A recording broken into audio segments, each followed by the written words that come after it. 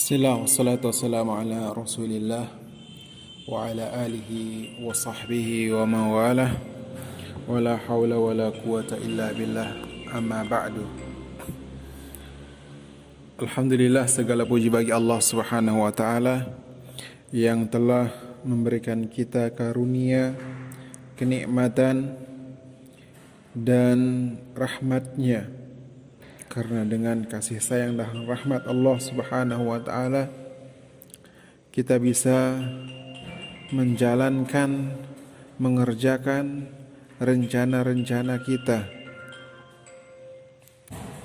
dan tersampainya tujuan dan keinginan kita tidak lain dan tidak bukan melainkan karena taufik dan rahmat dari Allah subhanahu wa ta'ala.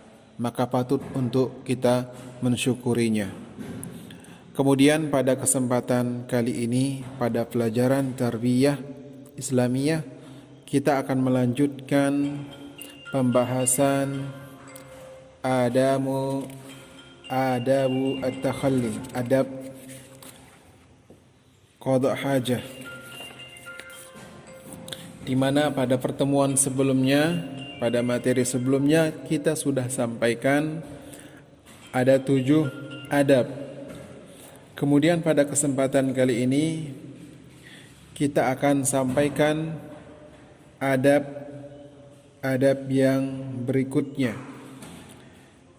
Yang ke-8 adalah an-nahyu an istiqbalil qiblah wastidbariha, yaitu larangan ketika qada hajah menghadap kiblat atau membelakanginya. Sehingga bagi kita yang posisinya di Indonesia, kiblatnya di arah barat, maka kita tidak melakukan qada hajah menghadap barat, yaitu menghadap kiblat, atau menghadap timur, yaitu membelakangi kiblat. Maka hendaknya kita menghadap utara atau selatan. Ini berdasarkan hadis Abi Ayyub Al-Ansari radhiyallahu anhu, di mana dia berkata bahwasanya Rasulullah SAW bersabda, jika kalian melakukan buang air besar, qada hajah, maka jangan kalian menghadapi kiblat dan juga tidak boleh membelakanginya, buang air besar ataupun buang air kecil. Kemudian adab yang ke-9, an-nahyu 'anil bauli fil ma'ir raqid, larangan kencing, buang air kecil di tempat air yang tidak berjalan, air yang tidak mengalir, air yang tergenang. Ini berdasarkan hadis Abi Hurairah radhiyallahu anhu, anna Rasulullah sallallahu alaihi wasallam qala la yabulanna ahadukum fil ma'id da'im alladhi la yajri thumma yaghtasilu fihi, muttafaqun alaih. Janganlah salah seorang kalian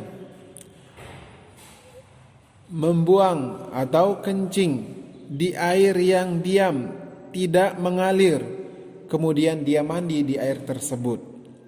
Hadis ini muttafaqun alaih diriwayatkan oleh Imam Bukhari dan Muslim. Jadi kita dilarang untuk buang air kecil di tempat air yang tidak mengalir, di tempat air yang tidak mengalir. Kemudian yang ke-10, karahiyatu istikhdamul yadil yumna fi qada'il hajah, yaitu dimakruhnya atau dibencinya menggunakan tangan kanan ketika qada hajah. Dari Abi Qutadah radhiyallahu anhu, anna Nabi sallallahu alaihi wasallam qala, bahwasanya Nabi sallallahu alaihi wasallam bersabda, la yumsikanna ahadukum dzakarahu bi yaminihi wa huwa yabul wa la yatamassahu minal khala'a bi yaminihi. Janganlah seorang kalian memegang kemaluannya dengan tangan kanan ketika dia kencing, wala yatamassahu minal khala'i biyaminihi, dan jangan dia membersihkan dari qada hajah dengan tangan kanannya, muttafaqun alaih. Kemudian yang ke-11, karahiyatul istijmar bil 'azmi wal rawth wastihbabi witran, yaitu dibencinya istijmar, bersuci dengan al-'azam, dengan tulang, warraus, dan kotoran hewan, wastihbabu witran, dan dianjurkan untuk secara ganjil. Ini dalam kondisi tidak menemukan air untuk bersuci, maka boleh bersuci dengan benda padat, kayu, batu, tisu, dan tidak boleh menggunakan bersuci dengan tulang. Begitu juga dengan kotoran yang sudah kering, ini tidak diperbolehkan. Wastihbabuhu witran, dan dianjurkan untuk bersuci dengan witran, ganjil. Kalau kita menggunakan batu, hendaklah menggunakan batu yang ganjil, 1, 3, 5, 7, 9, dan seterusnya. Begitu juga dengan tisu misalkan 1, 3, 5, yang penting dia ganjil, itu dianjurkan. Dari Salman Al-Farisi, nahana Rasulullah SAW an nastajib bi aqalli min 3 ahjar. Dari Salman Al-Farisi, dia mengatakan Rasulullah melarang kita yaitu bersuci kurang dari 3 batu kalau menggunakan batu, kalau tidak ada air. Kurang dari 3 biji batu. Berarti kalau tisu kurang dari 3 helai atau lembar tisu. Au nastajibi raji'in au awamin, dan juga kita dilarang untuk bersuci menggunakan kotoran dan juga awamun, tulang. Karena disebutkan, karena tulang tersebut merupakan makanan dari saudara kita dari kalangan jin. Kemudian adab yang ke-12, istihbabu dukhul birrijlil yusra wal khuruju birrijlil yumna.